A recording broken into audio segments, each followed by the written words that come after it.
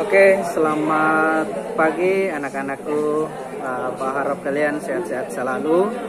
Hari ini kita akan belajar tentang teks prosedur. Tentu kalian sudah pernah belajar di kelas 7 atau kelas 8 tentang teks. Ada teks deskripsi dan banyak teks yang lain. Hari ini kita akan belajar tentang teks prosedur. Teks prosedur adalah teks yang berisi langkah-langkah atau tahapan yang harus dilakukan untuk mencapai tujuan, atau biasa disebut juga teks prosedur bertujuan membantu seseorang memahami bagaimana cara melakukan atau membuat sesuatu dengan tepat. Nah, teks prosedur di sini dibagi ke dalam dua jenis. Ada yang pertama teks prosedur sederhana dan ada teks prosedur kompleks.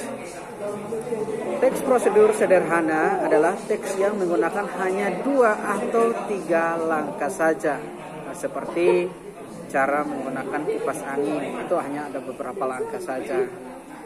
Sedangkan teks prosedur kompleks itu teks yang di dalamnya terdapat banyak langkah-langkah cara membuat sesuatu.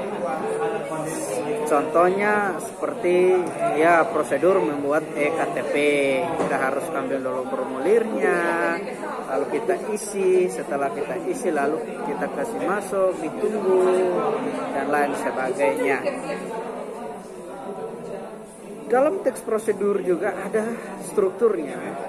Struktur dalam teks prosedur ini yang pertama adalah judul, kalimat pengantar atau biasa disebut dengan pendahuluan, lalu bahan dan peralatan, atau bahasa yang paling sederhananya adalah alat dan bahan. Sedangkan pada struktur yang keempat adalah tahap proses ditulis secara berurutan.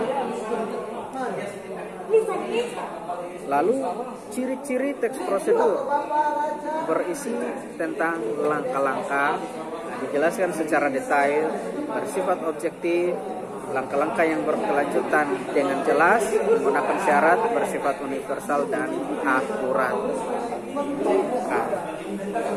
Sekian dan terima kasih. Salam kesehatan.